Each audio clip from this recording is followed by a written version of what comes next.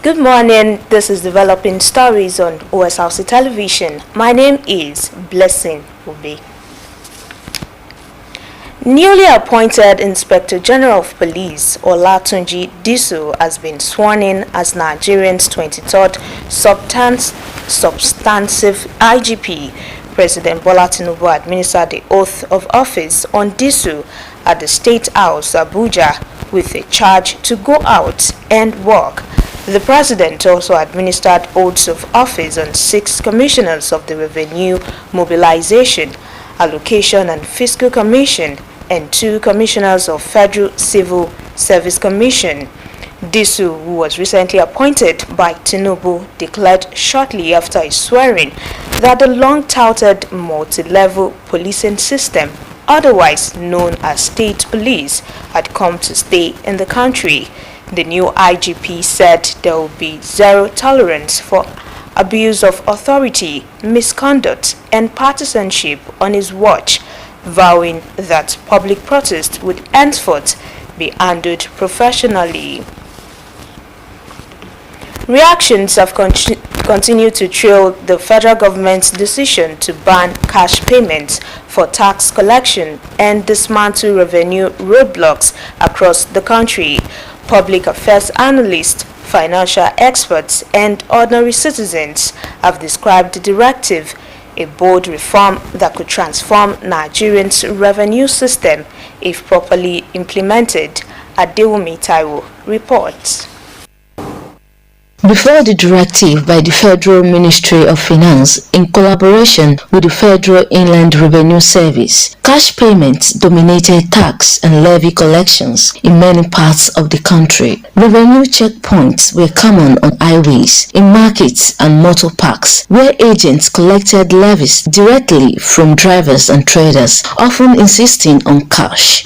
The system was widely criticized for inconsistent receipts, poor transparency, and alleged revenue leakages. For many business owners and motorists, it meant delays, multiple taxation, and frequent confrontations. With the new directive mandating electronic payments through approved banking channels and banning physical revenue roadblocks, the federal government says it aims to strengthen accountability and improve revenue tracking. Public affairs analyst Olaoluwa Bankole believes the decision is long overdue and describes it as a bold reform. While commending the move, Bankole stresses the need for accessible and user-friendly digital platforms. The issue that government will not allow individual to collect cash for its revenue is a welcome development, and I think it's to block leakages.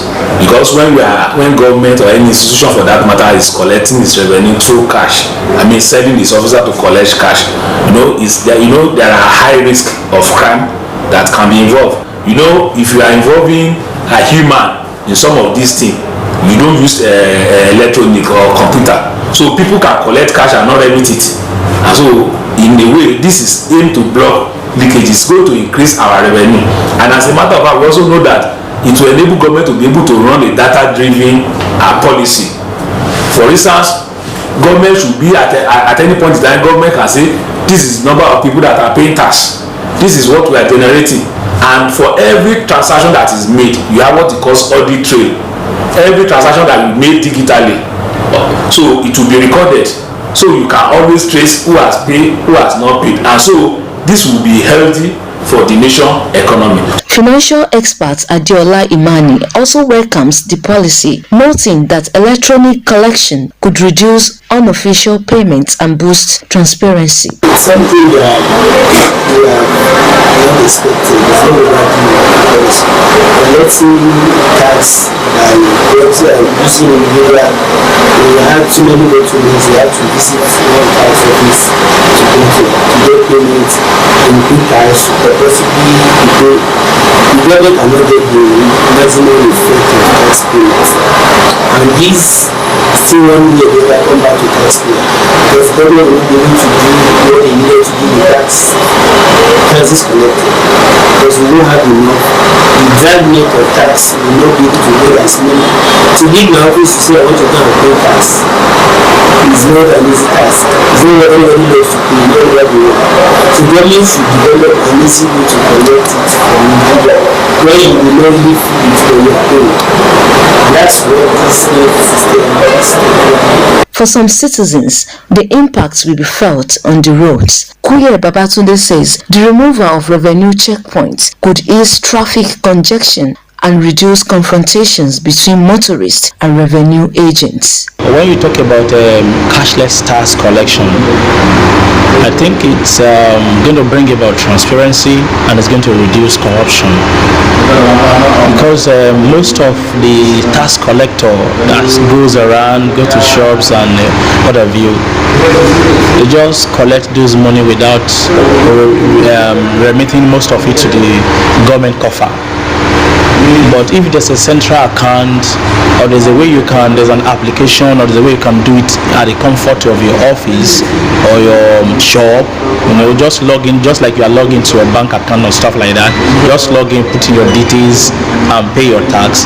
I think it's going to help to generate more money. As Nigerians continue to weigh in on the development, respondents agree that the ban on cash tax collection and revenue roadblocks marks a significant shift in the nation's fiscal administration. Adewumi Taiwo, Osrc News.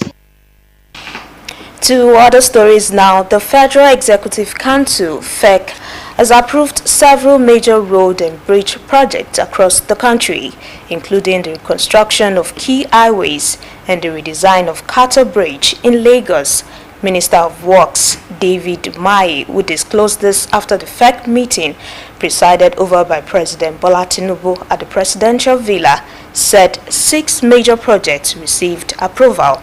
The minister announced that FEC approved 5.6 billion naira for the design and costing of a new Carter Bridge project in Lagos, explaining that the existing bridge can no longer be rehabilitated. He said the government will demolish the current structure and construct a new bridge based on recommendations from technical assessment. Among others, FEC approved the reconstruction of the Ibadan to Ife to Ilesha Road, a 103-kilometer dual carriageway project valued at 427 billion naira. He noted that the governor of Osun State had already completed about 5 kilometers of the road as part of the state infrastructure development program. Moving to Edo State, where scores of leaders and members of People's Democratic Party, PDP, Labour Party, LP, and the African Democratic Congress, ADC, have defected to All Progressives Congress, APC. Among the defectors was former woman leader of Edo PDP, Uwa Ozumbo. All executive members of LP and PDP in Akoko Edo local government area, as well as youth leaders of LP, PDP, and ADC. Receiving the defectors in Benin City, Edo APC chairman Jared Tenebe told them they were not new members but had equal rights with the old members. Tenebe said Edo State remains completely in safe hands under Governor Monday Okpebholo. He reassured the defectors that President Tinubu's determination to fix the country is reinforced every day.